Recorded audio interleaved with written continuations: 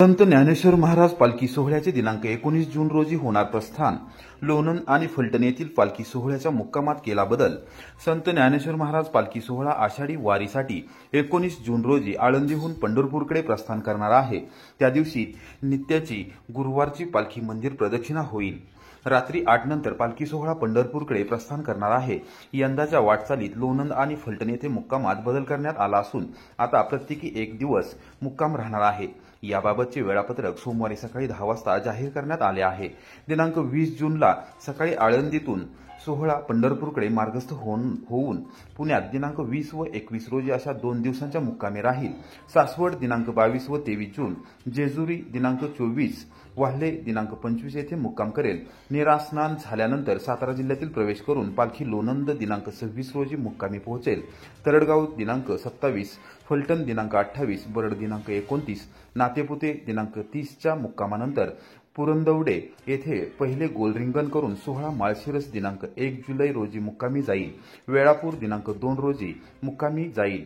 संत सोपानदेवांच्या बंधू भेटीनंतर सोहळा भंडी शेगाव दिनांक 3 रोजी मुक्कामी असेल। त्यानंतर सोहळा वाखरी दिनांक 4 रोजी मुक्काम करेल। 5 जुलै रोजी पालखी पंढरपूरमध्ये प्रवेश करेल। 6 जुलैला आषाढी एकादशी आहे। मान तालुक्याला कधीही विसरणार नाही, ग्रामविकास मंत्री जयकुमार गोरे। वारुगड येथे नागरी सत्कार। मान तालुक्यातील सर्वसामान्य जनतेने दिलेले प्रेम आणि पाठबळ यामुळेच विधानसभा सदस्यांनी राज्याचा मंत्री होऊ शकलो आहे। मानमधील जनतेचे ऋण कधीही फेडू शकणार नाही। मंत्री झालो असलो तरी माझा जीव हा मान तालुक्यावर आहे आणि या तालुक्याला मी कधीही विसरणार नाही असा शब्द ग्रामविकास मंत्री जयकुमार गोरे यांनी दिला। विधानसभा निवडणुकीत चौथ्यांदा विक्रमी मतांनी ऐतिहासिक विजय मिळवल्याबद्दल व राज्य मंत्रिमंडळात ग्रामविकास आणि पंचायत राज मंत्री म्हणून निवड झाल्याबद्दल वारुगड ग्रामस्थ व मुंबईकर ग्रामस्थ यांच्या वतीने सोमवारी सायंकाळी 6:30 वाजता भव्य नागरी सत्कार करण्यात आला। त्याप्रसंगी ग्रामस्थांशी संवाद साधताना मंत्री गोरे बोलत होते। नागरी सत्कार स्वीकारण्यापूर्वी ग्रामदैवत श्री भैरवनाथ देवाचे मंत्री गोरे यांनी सपत्नीक मनोभावे दर्शन घेतले। गावकऱ्यांचे प्रेम पाहून भारावून गेलो आहे। ग्रामस्थांच्या व मुंबई स्थित नागरिकांच्या वतीने केलेल्या सत्काराचा आदरपूर्वक स्वीकार करतो। गावकऱ्यांप्रती असणारे प्रेम व आदर शब्दामध्ये मांडणे खरं तर शक्य नाही, परंतु त्यांच्या आदराप्रती निस्वार्थ भावना व्यक्त करत त्यांचे आभार मानत असल्याचे त्यांनी सांगितले। जिल्हा परिषदेचे माजी सदस्य तसेच श्री सिद्धनाथ नागरी सहकारी पतसंस्थेचे चेअरमन अरुण गोरे, आंधळीचे आदर्श सरपंच दादासाहेब काळे, भाजप जिल्हा उपाध्यक्ष किसन सस्ते, मान तालुकाध्यक्ष गणेश सत्रे यांच्यासह मान्यवर युवक पदाधिकारी व ग्रामस्थ यावेळी उपस्थित होते। कराड दक्षिण मतदारसंघात टंचाई निर्मूलनासाठी 3,79,415 रुपयांचा निधी उपलब्ध, आमदार डॉक्टर अतुलबाबा भोसले। कराड दक्षिण विधानसभा मतदारसंघातील टंचाई निर्मूलनासाठी जिल्हा प्रशासनाने तब्बल 3,79,415 रुपयांचा निधी उपलब्ध करून दिला आहे। या निधीमुळे विहिरी खोल करणे आणि गाळ काढणे ही कामे केली जाणार असून ग्रामस्थांना त्यातून दिलासा मिळेल असा विश्वास आमदार डॉक्टर अतुलबाबा भोसले यांनी सोमवारी दुपारी 4 वाजता व्यक्त केला। सातारा येथे पालकमंत्री शंभूराज देसाई यांच्या अध्यक्षतेखाली काही दिवसांपूर्वी सातारा येथे जिल्हास्तरीय टंचाई आढावा बैठक झाली होती। त्यामध्ये कराड दक्षिण मतदारसंघातील त्यांचा आराखडा सादर करण्यात आला होता। पालकमंत्र्यांनी तातडीने कराड दक्षिण मतदारसंघातील टंचाई आराखड्याला तात्काळ मंजुरी देत निधीची उपलब्धता करून देण्याचे थेट निर्देश जिल्हाधिकारी संतोष पाटील यांना दिले होते। जिल्हाधिकाऱ्यांनी याबाबत आदेश काढला असून 3,79,415 रुपयांचा निधी मंजूर केला आहे।